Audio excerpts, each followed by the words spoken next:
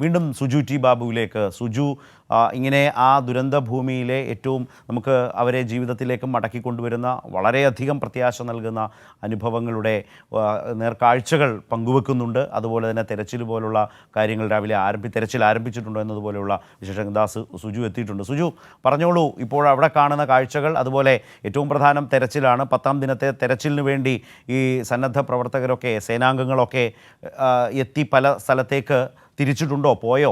അതുപോലെ രാവിലത്തെ ഭക്ഷണത്തിൻ്റെ ക്രമീകരണം എല്ലാം.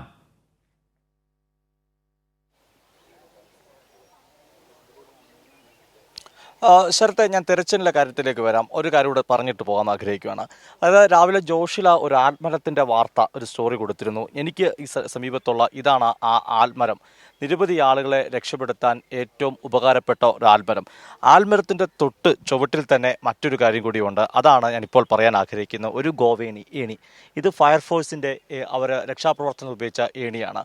ഫയർഫോഴ്സ് തന്നെയാണ് ഈ ആൽമരത്തിനെ റോപ്പ് റെസ്ക്യൂവിന് വേണ്ടി ഉപയോഗിച്ചത്. അതിനോടൊപ്പം തന്നെ ഫയർഫോഴ്സ് കണ്ടെത്തിയ മറ്റൊരു മാർഗമായിരുന്നു ഈ ഏണി. ഫയർഫോഴ്സ് ഉദ്യോഗസ്ഥൻ നമ്മുടെ നിഖിലും അതിൻ്റെ റീജിയണൽ ഫയർ ഓഫീസറൊക്കെ സംസാരിച്ചപ്പോൾ അവർ പറഞ്ഞൊരു കാര്യമുണ്ട്. ഞാൻ നിഖിലിൻ്റെ പേര് പറയുമ്പോൾ നിഖിലാണ് ഈ ആൽമരത്തിൻ്റെ അതിൽ കെട്ടിക്കൊണ്ടു റെസ്ക്യൂ നടത്തിയ സംഘം. നിഖിൽ, ഞാൻ പറഞ്ഞു വന്നത് ഈ ഏണിയെ പറ്റിയാണ്. ഈ ഏണി ഉപയോഗിച്ചുകൊണ്ടാണ്, ഇതിൻ്റെ സമീപത്തുള്ള ഈ ഏണി ഉപയോഗിച്ചുകൊണ്ടാണ് രക്ഷാപ്രവർത്തനം നടത്തുന്നത്. ഏതാണ്ട് 400-ലധികം ആളുകളെ രക്ഷപ്പെടുത്തുവാൻ ഈ ഏണി ഉപകാരപ്പെട്ടു. ഫയർഫോഴ്സ് ഉദ്യോഗസ്ഥർ തന്നെ പറയുന്നു, ഇത് സാധാരണ ഇങ്ങനെ ഉപയോഗിക്കുന്ന ഒരു കാര്യമല്ല. ഇതിൻ്റെ ഒരു ദൃശ്യത്തിലേക്ക് വരുമ്പോൾ ഇത് അവർ വളരെ സുരക്ഷിതമായിട്ടാണ് ഉപയോഗിച്ചത്. ഇനി ഉപയോഗിക്കാൻ പറ്റുമെന്ന് സംശയമാണ്. കാരണം അവിടെ ഒടിവ് വന്നിട്ടുണ്ട്. അത്തരത്തിൽ അതിനെ ഏറ്റവും ഉപകാരപ്രദമായി മാക്സിമം ഉപയോഗിച്ച ഒരു കാര്യങ്ങൾ കൂടിയാണ്. അങ്ങനെ ഇപ്പോൾ ഈ ദുരന്ത ഭൂമിയിൽ ബാക്കി പത്രം എന്നൊക്കെ പറയുന്നത് പോലെ ആ ആൽവൃക്ഷം അവിടെയുണ്ട്. അതിൻ്റെ ഒപ്പമാണ് ഈ ഏണിയും കിടക്കുന്നത്. രണ്ടും ഒരുമിച്ച് ചേർത്ത് വെച്ച് വായിക്കാൻ പറ്റുന്ന ഒരു ദൃശ്യങ്ങളാണ്. കാരണം ഈ രണ്ട് ഉപകരണങ്ങളും അത് വ്യത്യസ്തമായ രീതിയിൽ സഹായകരമായിരുന്നു. ഒന്ന് ഫയർഫോഴ്സിന്റെ ഉപകരണത്തിൽ പെടുന്നത് തന്നെയാണെങ്കിൽ പോലും മറ്റേത് ഒരു കാര്യമാണ്. കാരണം ഉപയോഗിക്കുന്ന ഒരു ഫയർ എസ്കേപ്പ് എന്നാണ്. സുജു ഒരു നിമിഷം. സുജു, ആ ആൽമരത്തെ, നേരത്തെ ആ റിപ്പോർട്ടിലൂടെ നമ്മൾ കണ്ട ആൽമരത്തെ കുറെ കൂടി അതിൻ്റെ പരിസരത്ത് നിന്ന് തന്നെ സൂചിപ്പിച്ചു. അതിലേറ്റവും പ്രധാനമാണ് അഗ്നിശമന സേനാ വിഭാഗത്തിൻ്റെ ഫയർ ആൻഡ് റെസ്ക്യൂ ടീമിൻ്റെ ആ ഏണികൾ. കഴിഞ്ഞ ചൊവ്വാഴ്ച, ഞാൻ നേരത്തെയും സൂചിപ്പിച്ചു, കഴിഞ്ഞ ചൊവ്വാഴ്ച സുജു ഇപ്പോൾ ചൂണ്ടിക്കാട്ടിയ ഈ ഏണികൾ കൂട്ടിക്കെട്ടിയാണ് കുത്തിയൊഴുകുന്ന നദിക്ക് കുറുകെ ഒരു പാലം, ഒരു താൽക്കാലിക പാലം തീർത്തത്. ആ താൽക്കാലിക പാലത്തിലൂടെയാണ് സുജു പറഞ്ഞതുപോലെ ആദ്യ മണിക്കൂറുകളിൽ തന്നെ 400-ൽ പരം ആളുകളെ നമ്മൾ ഇക്കരെ എത്തിച്ചത്. ആ നിലയിൽ ഏറ്റവും പ്രധാനപ്പെട്ട, ആ സമയത്ത് ഏറ്റവും അധികം ഉപകാരപ്പെട്ടതാണ് നമ്മുടെ ഫയർ ആൻഡ് റെസ്ക്യൂ ടീമിൻ്റെ, സംസ്ഥാന അഗ്നിശമന സേനാ വിഭാഗത്തിൻ്റെ ഈ പറഞ്ഞ ഏണികൾ എന്നുള്ളത് കൂടിയുണ്ട്. അതാണ് നേരത്തെ സുജു സൂചിപ്പിച്ചത്. സുജു,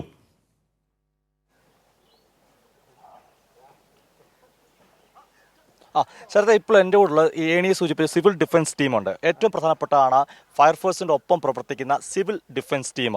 അതായത് സിവിലിയൻസ് ആണ് അവർ രക്ഷാപ്രവർത്തനം എൻ്റെ ഒപ്പം കൊടുക്കുന്നത്. നിങ്ങളിപ്പോൾ എത്രാം ദിവസമാണ് ചേട്ടൻ? ഞങ്ങൾ 2ാമത്തെ ദിവസമാണത്. ഞാൻ പാലക്കാട് ആലത്തൂർ സ്റ്റേഷനിൽ വരുന്നത്. സുരേഷ് ബാബുവാണ് പേര്. സിവിൽ ഡിഫൻസ് സംഘം കൃത്യമായ പരിശീലനമൊക്കെ നൽകിയല്ലേ? പരിശീലനം അക്കാദമിയിൽ നിന്ന് പരിശീലനം കഴിഞ്ഞാണ്. ഞങ്ങൾക്ക് 2 പ്രാവശ്യമായിട്ട് തന്നിട്ടുണ്ടായിരുന്നു തൃശ്ശൂരിൽ നിന്ന്. ഒരു വലിയ ദുരിതഭൂമിയാണ്, ദുഃഖിപ്പിക്കുന്ന കാഴ്ചകൾ. അതെ, തീർച്ചയായിട്ടും.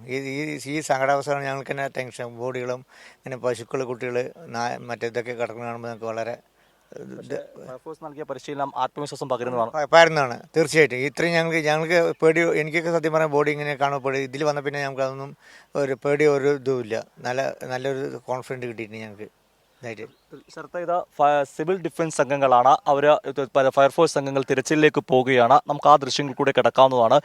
രാവിലെ അവരോട് എത്തി റിപ്പോർട്ട് ചെയ്ത് അവർ 13ാം വാർഡാണ് സാർ. 13ാം വാർഡാണ്. ഞാൻ 13ാം വാർഡ്, ചൂരൽമല 13ാം വാർഡിലാണ് ഞങ്ങൾക്ക് സെർച്ച് ചെയ്ത് തന്നിരിക്കുന്നത്. ഇപ്പം ഇന്നലെ ഞങ്ങൾ ഫുള്ളായി സെർച്ച് ചെയ്തു. ഒരു പശുക്കുട്ടിനെ മാത്രമേ ഞങ്ങൾ കാണാൻ പറ്റുള്ളൂ. ബാക്കി മുഴുവൻ കഴിഞ്ഞിട്ട് കണ്ടില്ല. അപ്പം ഇന്നിപ്പോൾ ഒന്നുകൂടി ചേരാൻ വേണ്ടി അവിടെ പറഞ്ഞിട്ടുണ്ട് സാർ അവിടെ നിന്ന്. Okay thank you. അതായത് സ്ഥലത്ത് ഇത് സിവിൽ ഡിഫൻസ് ടീം ഇവർക്ക് കൊടുത്തിരിക്കുന്ന ദൗത്യം അതിൻ്റെ കൂടെ ഫയർഫോഴ്സ് ഉദ്യോഗസ്ഥരുണ്ട്. 13-ാം വാർഡിലാണ് ഇവർക്ക് ഇവിടെ ഏൽപ്പിച്ചിരിക്കുന്നത്. ഇനി നമുക്ക് ഭക്ഷണ ക്രമീകരണത്തിലേക്കൂടെ ശരത്ത് സുജു അത് പറയുമ്പോൾ ഒരു വാക്ക് അതുകൂടി ചേർത്ത് ഒന്ന് പറഞ്ഞുകൊള്ളട്ടെ സുജു, ഭക്ഷണത്തിലേക്ക് പോകുന്നതിന് മുമ്പ്. അതായത് നമ്മൾ പലപ്പോഴും ചോദിക്കും, ഇത്രയും വലിയ പ്രളയം ഉണ്ടായിട്ട് നമ്മുടെ നാട് എന്താണ് മനസ്സിലാക്കി, എന്തു പഠിച്ചു എന്ന് ചോദിച്ചതിൻ്റെ ഒരു ഉത്തരമാണ് ഈ സിവിൽ ഡിഫൻസ് ടീം എന്നൊക്കെ പറയുന്നത്. അതായത് നമ്മൾക്ക് ഏറ്റവും ദുർഘടം പിടിച്ച രക്ഷാപ്രവർത്തനത്തിന് സൈന്യം അനിവാര്യമായി വരും. പക്ഷേ സൈന്യത്തിൻ്റെ ഔദ്യോഗികമായ ക്ഷണിക്കൽ വരുന്നു, അല്ലെങ്കിൽ ആവശ്യം വരുന്നു, ഡിമാൻഡ് പോകുന്നു, അതിനുശേഷം അതൊരു തീരുമാനമാകുന്നു, അവർ വരാനെത്തുന്ന സമയമുണ്ട്. പക്ഷേ ഈ രക്ഷാപ്രവർത്തനത്തിൻ്റെ ആദ്യ മണിക്കൂറുകൾ വളരെ പ്രധാനപ്പെട്ടതാണ്. സൈന്യത്തിന് വേണ്ടി കാത്തിരിക്കുമ്പോഴും സൈന്യം വരുന്നതുവരെ കാത്തിരുന്ന് ഒന്നും ചെയ്യാതെ ഇരിക്കാൻ കഴിയില്ല എന്നൊരു അനുഭവം, ഒരു പാഠം കേരളത്തിനുണ്ട്. അത് നമ്മൾ പ്രളയത്തിൽ കണ്ടതാണ്. നമ്മുടെ മത്സ്യത്തൊഴിലാളികളാണെന്ന് വള്ളവുമെടുത്ത് ഈ പറഞ്ഞതുപോലെ പത്തനംതിട്ട ജില്ലയുടെ ഭാഗങ്ങളിലേക്ക് ചെങ്ങന്നൂരുമൊക്കെ പോയി ആളുകളെ രക്ഷിച്ചത് നമുക്ക് ഓർമ്മയുള്ള കാര്യമാണ്. അപ്പോൾ അതേ തുടർന്നാണ് സിവിൽ ഡിഫൻസ് ടീമിനെ നമ്മൾ രൂപപ്പെടുത്തിയത്. അത് ഫയർ ആൻഡ് റെസ്ക്യൂ ടീമിനോടൊപ്പമാണ് അതിനെ ഏറ്റവും അധികം ബന്ധപ്പെടുത്തിയിട്ടുള്ളത്. അവർ നൽകുന്ന വലിയ പരിശീലനമുണ്ട്. ഇപ്പോൾ അദ്ദേഹം പറഞ്ഞില്ലേ, സത്യത്തിൽ യഥാർത്ഥത്തിൽ ഈ മൃതദേഹങ്ങളൊക്കെ കാണുമ്പോൾ ഭയമായിരുന്നു. ഇപ്പോൾ അതൊക്കെ മാറി സിവിൽ ഡിഫൻസ് ടീമായി നിന്നുകൊണ്ട് ഇത്തരം മേഖലകളിൽ വന്ന് തെരച്ചിൽ നടത്തുന്നു, മൃതദേഹങ്ങളും മറ്റും കണ്ടെത്തുന്നു, വേണ്ട കാര്യങ്ങൾ ചെയ്യുന്നു. അപ്പോൾ അങ്ങനെ പ്രളയം പോലെ ഒരു അനുഭവത്തിൽ നിന്ന് നാട്ടിൽ ഇത്തരം സംഭവങ്ങൾ ഉണ്ടായാൽ അതിനെ അതിജീവിക്കാൻ, അതിനെ നേരിടാൻ പ്രാപ്തമാകും വിധം ഒരു സംവിധാനം നമ്മൾ സംസ്ഥാനത്തിനകത്ത് രൂപപ്പെടുത്തിയിട്ടുണ്ട്. ആ സംവിധാനങ്ങൾ കഴിഞ്ഞ ചൊവ്വാഴ്ച ഈ ഉരുളുപൊട്ടി ഇന്ന് ഈ നമ്മൾ പുലർച്ചെ അറിഞ്ഞ് നേരം മുതൽ ഇങ്ങനെ ഓരോരോ തരത്തിലും പ്രവർത്തിച്ചാണ് ഇങ്ങനെ ഏണിയൊക്കെ വെച്ച് കെട്ടി ആളുകളെ രക്ഷിച്ചത്. നമ്മൾ ആ ദൃശ്യങ്ങൾ മുമ്പ് കണ്ടതാണ്. സിവിൽ ഡിഫൻസ് ടീം സജീവമായി അതിനോടൊപ്പം ചെയ്തു. അങ്ങനെ അംഗബലം കൂട്ടുകയാണ്. അംഗബലം കൂട്ടി നമുക്ക് ഈ കാര്യങ്ങൾ ചെയ്യാൻ ഏതു പ്രദേശത്തും ആളുണ്ട് എന്ന നിലവരികയാണ്. അല്ലാതെ ആളെ തപ്പി ആളില്ലാതെ നിൽക്കുന്ന അവസ്ഥയില്ല. ചെന്നൈ വെള്ളപ്പൊക്കത്തിലൊക്കെ നമ്മൾ കണ്ടതാണ്, ആളുകൾ മരണപ്പെടുന്നത് കണ്ടതാണ്. രക്ഷിക്കാൻ ആളില്ലാതെ ദിവസങ്ങളോളം വീടുകൾക്കുള്ളിൽ കുടുങ്ങിപ്പോയവരൊക്കെയുണ്ട്. പക്ഷേ കേരളത്തിൻ്റെ ഒരു സ്ഥിതി അതല്ല. കേരളം അതങ്ങനെ രൂപപ്പെടുന്നില്ല. അതിനുവേണ്ടി ഒരു വലിയ പരിശ്രമം നടത്തിയതിലൂടെയാണ് അങ്ങനെ ഒരു മികവ് നമ്മൾ ആർജിച്ചത്. അപ്പോൾ നമുക്കുണ്ടാകുന്ന തിരിച്ചടികൾ, പ്രതിസന്ധികൾ, വലിയ ദുരന്തങ്ങൾ, ഇതിനെ പാഠമാക്കുമ്പോഴാണ് ഇത്തരം സംവിധാനങ്ങൾ രൂപപ്പെട്ടത്. ആ സംവിധാനങ്ങളിലൂടെയാണ് കേരളം മുന്നോട്ട് പോകുന്നത്. അതുകൊണ്ടാണ് നമ്മളെപ്പോഴും പറയാറുള്ളത്, ഒരു ക്രൈസിസിൽ ആ ക്രൈസിസിനെ മാനേജ് ചെയ്യാൻ ആ കാലത്തെ സർക്കാർ എത്രമാത്രം പ്രാപ്തമാണ് എന്നുള്ളൊരു പ്രധാനപ്പെട്ട ചോദ്യമുണ്ട്. ആ ചോദ്യത്തിലാണ് ഈ സർക്കാർ, അല്ലെങ്കിൽ കഴിഞ്ഞ സർക്കാർ വലിയ തോതിൽ ജനങ്ങൾക്ക് മുമ്പിൽ വലിയ സ്വീകാര്യതയോടെ നിൽക്കുന്നത്. കാരണം അത്ര ശക്തമായിട്ടുള്ള ഇടപെടൽ നമുക്ക് നല്ല ആത്മവിശ്വാസം പകരും. നമ്മളൊരു പ്രതിസന്ധിയിലും ജീവിക്കുമ്പോൾ നമ്മൾക്ക് മറികടക്കാനാകും, അതിജീവിക്കാനാകും, പ്രതിസന്ധിയിൽ നിന്നും ദുരന്തത്തിൽ നിന്ന് കരകയറാനാകും, ഒരു അപകടത്തിൽപ്പെട്ടാൽ രക്ഷിക്കാൻ ആളുണ്ട് എന്നൊരു വലിയ ആത്മവിശ്വാസം പകരും വിധം ഈ സംവിധാനങ്ങൾ നമ്മുടെ നാട്ടിലുണ്ട്. സുജു, അടുത്തത് ഭക്ഷണത്തെക്കുറിച്ചാണ്. ഭക്ഷണ വിതരണം, ഭക്ഷണ ക്രമീകരണം, അതിൻ്റെ ഒരു സമഗ്രമായ രീതി, ഗുണനിലവാരം, ഇതെല്ലാം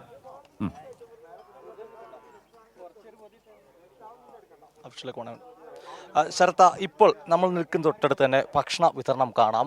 പോലീസ് ഉദ്യോഗസ്ഥർ പുഞ്ചിരിവട്ടത്തേക്ക് ഒരു കൂട്ടം സന്നദ്ധ പ്രവർത്തകരുമായി പോകുകയാണ്.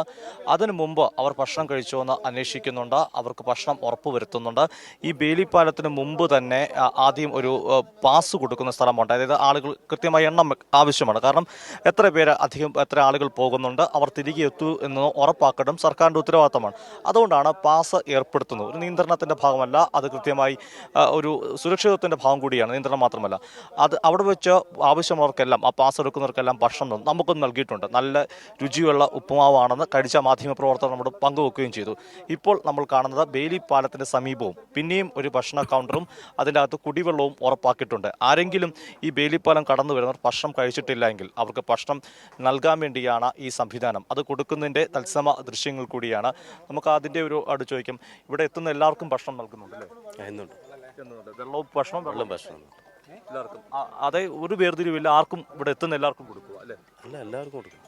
അതാണ്, എല്ലാ ആളുകൾക്കും ഭക്ഷണം കൊടുക്കുന്ന ഒരു കാഴ്ചയാണ്. അത് കൃത്യമായി ഏർപ്പെടുത്തിയിട്ടുണ്ട്. കുപ്പിവെള്ളം കൊടുക്കുന്നുണ്ട്, അതുപോലെ ഭക്ഷണമുണ്ട്. നമ്മൾ കുപ്പിവെള്ളത്തിനെ പറ്റി പറയുമ്പോൾ ചിലപ്പോൾ ആളുകൾക്ക് ഒരു ആശങ്കയുണ്ടാകാൻ സാധ്യതയുള്ളത് ഇത് ഒരു മാലിന്യം സൃഷ്ടിക്കില്ലെന്ന്. അതിനും പരിഹാരമുണ്ട്. അതാണ് ഇപ്പോൾ ആ ദൃശ്യത്തിലേക്ക് വരാവുന്നതാണ്. കുപ്പിവെള്ളത്തിന് ഇവിടെ വേസ്റ്റ് ബിൻ വേസ്റ്റ് ബിൻ സ്ഥാപിക്കുന്നുണ്ട്. എന്നിരുന്നാൽ പോലും നമുക്കറിയാം ഈ രക്ഷാപ്രവർത്തനത്തിൻ്റെ ഇടയ്ക്ക് ഹിറ്റാച്ചിയിലും മറ്റ് എല്ലാ സന്നദ്ധ പ്രവർത്തകർ കൃത്യമായിട്ട് ഒരുപക്ഷെ ഇതിലേക്ക് ഇവിടെ കുപ്പിയെടുത്ത് ഇടാൻ പറ്റില്ലായിരിക്കാം. എന്നാൽ സന്നദ്ധ പ്രവർത്തകരുടെയും മറ്റു ഉദ്യോഗസ്ഥരുടെ സഹായത്തോടെ കൃത്യമായി അത് രാവിലെ തന്നെ അല്ലെങ്കിൽ ഇടവേളകളില്ലാതെ കൃത്യമായി ഈ വേസ്റ്റ് ബിന്നിൽ നിക്ഷേപിക്കുകയും ചെയ്യും. അങ്ങനെ കൃത്യമായ ഒരു സംവിധാനം തന്നെ ഇവിടെ പ്രവർത്തിക്കുന്നുണ്ട്.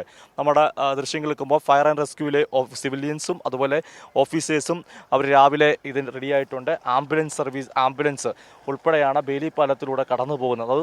അതൊരു ദൃശ്യത്തിൽ വളരെ പ്രധാനപ്പെട്ട ഒരു കാര്യമാണ്. കാരണം ബേലി പാലം സൈന്യം നമുക്കായി താൽക്കാലികമായി നിർമ്മിച്ചു നൽകിയതിൽ കൂടെ വലിയ ഭാരമുള്ള വാഹനങ്ങൾ ഉൾപ്പെടെ കടന്നു പോകുക എന്ന് പറയുമ്പോൾ അതിൻ്റെ വലിയൊരു പ്രത്യേകത കൂടി നമുക്ക് എടുത്തു പറഞ്ഞിട്ടുണ്ട്. ഞാൻ പറഞ്ഞു വന്നത് രക്ഷാദൗത്യം ആരംഭിക്കുമായി അല്ലെങ്കിൽ തിരച്ചിൽ പ്രവർത്തനം ആരംഭിക്കുന്നതിന് തൊട്ടു മുമ്പുള്ള ആ ദൃശ്യങ്ങളും കാഴ്ചകളുമാണ്. എത്രത്തോളം ബേലി പാലം നമുക്ക് സഹായകരമായി എന്നതിൻ്റെ ഒരു ഉദാഹരണം കൂടിയാണത്.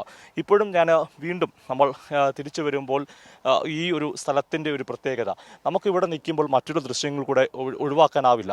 ആ സ്കൂളിൻ്റെ വെള്ളാർമല സ്കൂളിൻ്റെ ഭാഗത്തേക്ക് ഉള്ള ദൃശ്യങ്ങളുണ്ട്.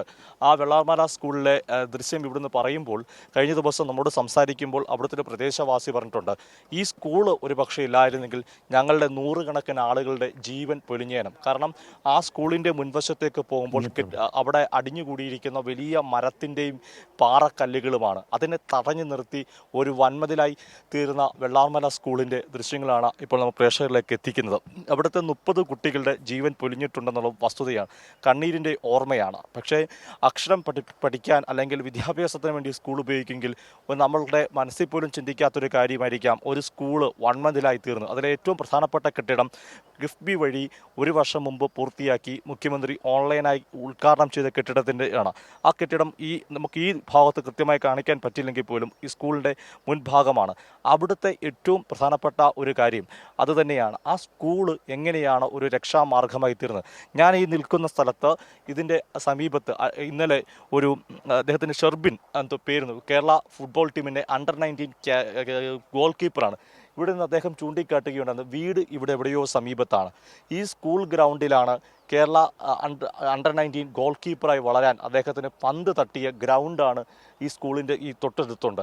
അതെല്ലാം ഇന്ന് തകർന്നു പോയ കാഴ്ചയാണ്. അങ്ങനെ ദുരിതത്തിൻ്റെ ബാക്കി പത്രമായി ഇത്രയും കാര്യങ്ങൾ നിൽക്കുമ്പോഴാണ് നമ്മളുടെ മുമ്പിൽ ഞാൻ മുമ്പ് ആദ്യം സൂചിപ്പിച്ച ആൽമരം, ആ ആൽമരത്തിൻ്റെ ഒരു വൈഡ് ദൃശ്യം നമ്മൾ കാണേണ്ടതാണ്. കാരണം രാവിലെ ഇവിടെ എത്തുമ്പോൾ സൈനിക ഉദ്യോഗസ്ഥരും അതുപോലെ പോലീസും ആളുകളെ കൃത്യമായ ഒരു സമയത്തിന് ശേഷമാണ് കടത്തിവിടുന്നത്. ആ എത്തുമ്പോൾ ഒറ്റയ്ക്ക് നിൽക്കുന്ന ഒരു ആൽമരം, ഒരു പക്ഷേ ഈ ആളുകൾക്ക് ഫയർഫോഴ്സ് ഉദ്യോഗസ്ഥരുടെ വാക്കുകൾ കടമെടുത്താൽ രക്ഷിക്കാൻ വേണ്ടി തന്നെയായിരിക്കാം ഒരു ആൽമരം ഒറ്റയായി അവശേഷിച്ചത്. അതിൻ്റെ തൊട്ടപ്പുറത്താണ് ശിവക്ഷേത്രം ഉണ്ടായിരുന്നതും. ശരത്ത, അതുകൊണ്ടാണ് നേരത്തെ ഞാൻ വിട്ടുപോയതാണ്, രാജൻ എഴുതിയൊരു വാചകമുണ്ട്. അത് ആൽമരം എന്നുള്ളത് ചൂരൽമലയെ സംബന്ധിച്ച് അത് ഇനി നാൾക്ക് നാൾ അറിയപ്പെടേണ്ടത് രക്ഷാൽ എന്നാണ്. രക്ഷകനായി മാറിയ ആൽ, രക്ഷാൽ എന്ന നിലയിൽ രക്ഷാലിൻ്റെ ചുവട്ടിൽ നൂറുകണക്കിന് പേർക്ക് ജീവൻ രക്ഷാകവചമായി നിന്ന ആ ഏണിയും, നേരത്തെ സുജുവും അതുപോലെ നമ്മുടെ ക്യാമറാമാനും പകർത്തിയ ദൃശ്യങ്ങളുണ്ടല്ലോ, നമ്മുടെ ഫയർ ആൻഡ് റെസ്ക്യൂ ടീമിൻ്റെ ആ ഏണി, അതും ഈ പറഞ്ഞതുപോലെ ആ നൂറുകണക്കിന് മനുഷ്യർക്ക് ജീവിതത്തിലേക്ക് മടങ്ങി വരാനുള്ള ഒരു വലിയ ദുരന്ത സമയത്ത് വലിയ ഒരു ആശ്വാസമായി മാറിയതാണത്, നേരത്തെ സൂചിപ്പിച്ചതുപോലെ തന്നെ. അപ്പോൾ അതുപോലെ തന്നെ രക്ഷാകവചമായി കേരളത്തിൻ്റെ സ്വന്തം സിവിൽ ഡിഫൻസ് ടീം എന്ന് ആളുകൾ എഴുതുന്നുണ്ട്, രാജൻ എഴുതുന്നുണ്ട്. അത് സത്യത്തിൽ അത് കാണുമ്പോൾ വലിയ സന്തോഷം തോന്നുന്നുണ്ട്. കാരണം എന്താണെന്ന് വെച്ചാൽ നമ്മുടെ കേരളത്തിൻ്റെ ഇത്തരം പ്രത്യേകതകൾ ഞങ്ങൾ കൂടുതലായി പരിചയപ്പെടുത്തുന്നു, അല്ലെങ്കിൽ ഓർമ്മിപ്പിക്കുന്നു, മറക്കാതിരിക്കേണ്ടതാണ് എന്ന് പറഞ്ഞുകൊണ്ടേയിരിക്കുന്നു. അപ്പോൾ ഇത് ചെയ്യുമ്പോൾ അത് ആളുകളിലേക്ക് കൂടുതൽ എത്തുന്നു എന്നുള്ളതാണ് അതിൻ്റെ ഒരു സന്തോഷവും ആശ്വാസവും എന്ന് ഞാൻ പറഞ്ഞത്. ഇതാണ് സുജു വീണ്ടും ആരെയോ അടുത്തേക്ക് എത്തിച്ചിട്ടുണ്ടെന്ന് തോന്നുന്നു. ശരത്, ഞാനോട് നിൽക്കുമ്പോൾ നമ്മളിപ്പം സ്ഥലത്തെ വില്ലേജ് ഓഫീസർ എക്സിക്യൂട്ടീവ് എഞ്ചിനീയർ ചേരുന്നുണ്ട്. സ്ഥലത്ത് നമ്മുടെ എക്സിക്യൂട്ടീവ് എഞ്ചിനീയറോട് നമ്മൾ തത്സമയം ചേരുന്നുണ്ട്. സാറിൻ്റെ ഇന്നത്തെ ഒരു രക്ഷാദൗത്യവും കാര്യങ്ങളും? ഇന്ന് നമ്മൾ ഞങ്ങളുടെ ഹെവി എക്യുപ്മെൻസിൻ്റെ മൂവ്മെൻറ്റാണ് ഞാൻ നോക്കുന്നത് കാര്യമായിട്ട്. അപ്പോൾ ഹെവി എക്യുപ്മെൻറ്റ്സ് മൂവ്മെൻറ്റ് എന്ന് പറയുന്നത് നമുക്ക് ഏതാണ്ട് 75ഓളം മെഷീൻസ് ഇവിടെ വർക്ക് ചെയ്യുന്നുണ്ട്. അത് നിങ്ങൾക്ക് കാണാൻ പറ്റും, നമ്മുടെ വലിയ ഹിറ്റാച്ചികളും വോൾവോ ഒക്കെ ആയിട്ട് വർക്ക് ചെയ്യുന്നുണ്ട്. അപ്പോൾ നമ്മളതിനെ ഓരോരോ സ്ഥലത്ത് മുഴുവൻ കംപ്ലീറ്റ് ചെയ്ത് പോരും. രക്ഷാപ്രവർത്തനം നമ്മൾ റെസ്ക്യൂ കംപ്ലീറ്റ് ചെയ്ത് പോരുകയാണ് ചെയ്യുന്നത്. അപ്പോൾ ഇന്നിപ്പോൾ പുഞ്ചിരിവട്ടം അങ്ങനെയുള്ള സ്ഥലങ്ങൾ കഴിഞ്ഞു. നമ്മൾ മെയിനായിട്ട് കോൺസെൻട്രേറ്റ് ചെയ്യുന്നത് സ്കൂളിൻ്റെ പുറകു വശമാണ്. നമുക്കിവിടെ ഒരു 6 സെക്ടറായിട്ട് തിരിച്ചിട്ടുണ്ട്. അതിൽ സ്കൂളിൻ്റെ പുറകുവശത്താണ് നമ്മൾ ഇന്ന് ഈ ചളി അടിഞ്ഞു കൂടിയ സ്ഥലങ്ങളിൽ നമ്മൾ ഡീപ്പ് എക്സ്കവേഷൻ നടത്തിക്കൊണ്ടിരിക്കുകയാണ്. അപ്പോൾ അതിനുള്ള മൂവ്മെൻറ്റ് ആരംഭിച്ചതാണ് ഇത് ചെയ്തത്. സാറ് പറഞ്ഞു ഓരോ പ്രദേശം ക്ലിയർ ചെയ്യുന്നു, അതായത് നമ്മുടെ മലയാള ഭാഷ പോലെ അരിച്ചു പിറക്കി വരുന്ന രീതിയിൽ. യെസ്, എന്ന് വെച്ചാൽ നമ്മൾ ആദ്യം നമ്മൾ നിങ്ങൾ കണ്ടതാണല്ലോ, നമ്മൾ മാനുഷിക പ്രയത്നം കൊണ്ടാണ് നമ്മൾ ആദ്യം ചെയ്തത്. അത് കഴിഞ്ഞ് നമ്മൾ എക്യുപ്മെൻറ്റ്സ് വെക്കാൻ തുടങ്ങി. എക്യുപ്മെൻറ്റ്സ് വെക്കുമ്പോൾ നമുക്ക് എത്ര ഡീപ്പിലുണ്ടോ അല്ലെങ്കിൽ വീടുകളുടെ അടിയിലുള്ള ആൾക്കാരെയും അതുപോലെ നമ്മൾ മണ്ണിൻ്റെ അടിയിലുള്ളതോ ബോഡിയോ ഒക്കെ നമ്മൾ അങ്ങനെയാണ് റിക്കവർ ചെയ്തെടുക്കുന്നത്. അപ്പം അരിച്ചു പെറുക്കുക എന്ന് പറഞ്ഞാൽ ചില സ്ഥലങ്ങളിൽ ഏതാണ്ട് 40 അടി ഉയരം വരെ മണ്ണ് വന്ന് കിടപ്പുണ്ട്. അപ്പോൾ അത് മുഴുവൻ നമ്മൾ മാറ്റി അതിനുള്ളിൽ എന്തെങ്കിലും ഉണ്ടോ എന്ന് സൂക്ഷ്മമായി പരിശോധിച്ചിട്ടാണ് നമ്മൾ ഓരോ സ്ഥലം ക്ലിയർ ചെയ്തു എന്ന് പറയുന്നത്. സാർ ഇപ്പോൾ ദശരഥ വളരെ പ്രധാനപ്പെട്ട മറ്റൊരു കാര്യമുണ്ട്. ഇദ്ദേഹത്തിൻ്റെ ദൃശ്യങ്ങൾ നമ്മൾ തന്നെ കൊടുത്തിട്ടുണ്ട്. കാരണം ഈ ഹിറ്റാച്ചിയുടെ ഡ്രൈവേഴ്സ് ഉണ്ട്, അത് മലയാളികളുമുണ്ട് മലയാളികളല്ലാത്തവരുമുണ്ട്. അവർക്ക് വലിയൊരു പ്രശ്നം അനുഭവപ്പെടാൻ സാധ്യതയുണ്ടായിരുന്നു. അതായത് മാനസികമായ ബുദ്ധിമുട്ട്, അവർ ശരീരഭാഗങ്ങൾ മൃതദേഹങ്ങളൊക്കെ അവരുടെ ആ JCB ബക്കറ്റ് ഉപയോഗിച്ചെടുക്കുമ്പോൾ അത് കാണുമ്പോൾ അവിടെ അവർക്കൊരു കൗൺസിലിംഗ് കൊടുത്തിരുന്നു. സാറിൻ്റെ വാക്കുകൾ ഞാനത് അവിടെ കാണുമ്പോൾ നമുക്ക് ഷൂട്ട് ചെയ്യാൻ വേണ്ടിയല്ല, നമ്മളവിടെ സാറ് പോലും അറിയാതെ പോയി ഷൂട്ട് ചെയ്താണ്. ആ സമയത്ത് സാറ് പറയുന്നുണ്ട്, എപ്പോൾ വിളിച്ചാലും ഞാൻ ഫോൺ എടുക്കും, നിങ്ങൾക്ക് എന്ത് ആവശ്യമുണ്ടെങ്കിലും കൂടെയുണ്ട്, നിങ്ങൾ വിളിക്കണമെന്ന്. സാർ അതൊരു സർക്കാരിൻ്റെ വലിയ വാക്കല്ലേ? അല്ല, ഞാൻ പൊതുമരാമത്ത് വകുപ്പിലെ ഒരു എക്സിക്യൂട്ടീവ് എഞ്ചിനീയറാണ്. അപ്പം പൊതുമരാമത്ത് വകുപ്പിലെ ഒരു എക്സിക്യൂട്ടീവ് എഞ്ചിനീയർ എന്നാൽ എനിക്ക് പൊതുമരാമത്ത് വകുപ്പിൽ നമ്മുടെ കരാറുകാരുടെ അതുപോലെ ഈ ക്രഷർ ഓണേഴ്സ് അസോസിയേഷൻസ് അല്ലെങ്കിൽ ഹെവി എക്യുപ്മെൻറ്റ്സ് അസോസിയേഷൻ അവരൊക്കെയാണ് നമുക്ക് വേണ്ടി തന്നിരിക്കുന്നത്. അപ്പോൾ അവരെ കാര്യങ്ങൾ നമ്മൾ നോക്കിയല്ലേ പറ്റത്തുള്ളൂ. അപ്പോൾ ഇതിൻ്റെ ഓപ്പറേറ്റേഴ്സ് എന്ന് പറഞ്ഞാൽ രാവിലെ 7 മണിക്ക് അവർ സ്റ്റാർട്ട് ചെയ്യുന്നുണ്ട്, വൈകിട്ട് നമ്മൾ കാണുന്നല്ലേ 6 മണിയാകുമ്പോഴാണ് അവർ നിർത്തിപ്പോരുന്നത്. അല്ല, അവർ ഓരോ കാര്യങ്ങളും ചെയ്യുന്നതെന്ന് പറഞ്ഞാൽ ഇപ്പം ഒരു അടുത്ത ബക്കറ്റിൽ എന്താണ് കിട്ടുന്നതെന്ന് അവർക്കറിയില്ല. എന്നുവെച്ചാൽ അടുത്തൊരു ബോഡി ആവാം, ബോഡി പാർട്ടാവാം.